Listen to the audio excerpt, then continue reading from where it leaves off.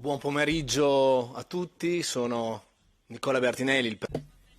Good afternoon, everyone. I am Nicola Bertinelli. I'm the president of the Consortium of the Parmigiano Reggiano cheese. I believe everyone here know this cheese, which it is renowned globally. I would like to thank Origin, Europe, thank Arepo, and to thank Mr. Gangafano for everything the DG Agri from the European Commission made in the drafting of those regulations. And thank you to Mr. Paolo de Castro. He has been serving as the true engine, thanks to which we have reached so much outcomes. The Parmigiano Reggiano cheese, let me just give you one figures, has invoiced more than 3 billion euros. It means that 300 companies in the milk sector, more than 3,000 producers in these territories with hills and mountains, in the case of 2/3 of these territories. Without Parmigiano Reggiano, it would be a desert, no production, no employment. More than 50,000 families have a job thanks to Parmigiano Reggiano.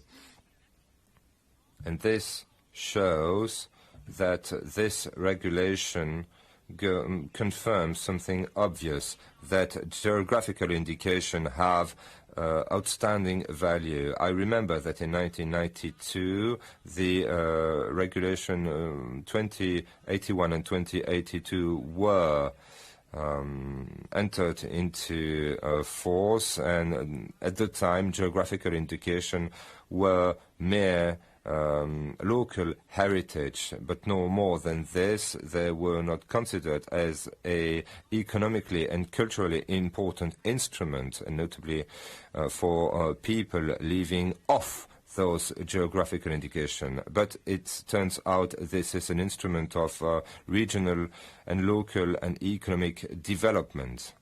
I now think of further big developments, for example, in the area of tourism.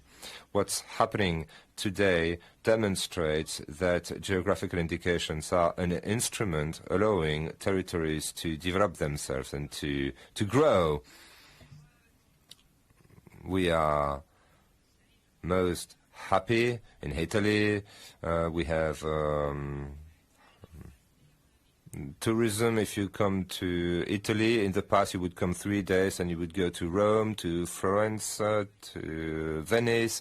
But today our visitors want to have a fully fledged experience of our territories. One foreign tourist out of 3 does not visit Italy to go to the beach or to visit art cities, but want to know more about our food and our wines, which demonstrates the important role played by geographical indication in the lives and in the development of local populations. The role played by groups, by the consortiums.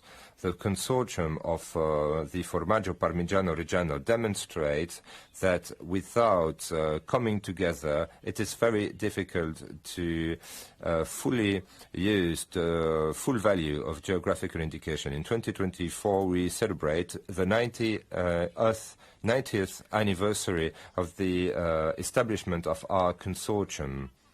1,000 years of cheese and only 90 years of a consortium. This consortium was established in July 1924. Just a few years before, there was a big crisis of the milk sector in Italy, and 28 producers of grana padano, which is a traditional product at the time. Some provinces used to produce in a different fashion, and they fed their animals with a very specific foodstuff, and these producers they use the single features of their products, and they decided to work together and to establish a consortium. 5 years later, they went to the Universal Exhibition in New York City to talk about their products, because at the time they had already understood that there in New York the product was manufactured in a different way. And 10 years later, from 28 producers, there are more than 2,000 producers. And this tells you the extraordinary tool that geographical indications are for their territories. Another example of extraordinary democracy, as I was saying earlier, this label, this trademark, comes with a whole value, an whole array of values from a territory. This confirms the value, the added value of consortiums, which are an instrument of added value in our sectors. This instrument allows us to be forward-looking, and we don't say it enough.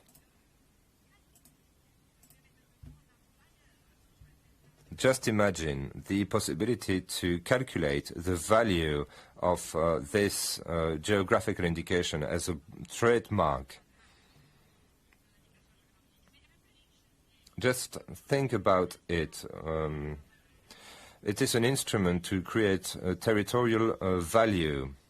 And the only fact to say that our consortium has a heritage and that we want to calculate it, it means that our consortium has resources to develop their own territories, businesses, and other stakeholders.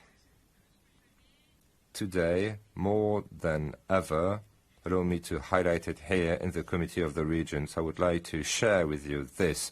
When we talk about development, it's not only about promotion of our products in foreign countries, because yes, we talked about the importance of promoting our products, yes, but there are also other aspects to it. What is key is to support consortium all over the world, especially in countries with no trade deals. In order to protect those geographical indications, we have to support consortiums in this fight. In New Zealand, for example, we as a consortium, we went to court and we won against a multinational company. They wanted to present a patent Parmigiano from New Zealand, and then we opposed it in court and we won. We made a whole file to a New Zealand judge. We had to make a research on the market, on the New Zealand consumers. We made our homework. We presented bread to consumers there, and then we presented cheese, and they immediately recognized that this cheese was coming from Italy. So it shows that geographical indication is something which is clearly understandable and understood to consumers, even so as far as in New Zealand. And I'm saying this to show you that the fact of being supported by the European Union on this path, on this battle, is key in terms of protection of our products. And I will limit myself to this, because I could talk for hours about this, but maybe it's not the good time to go into details. But I would like still to add a last thing, which is also essential for the future.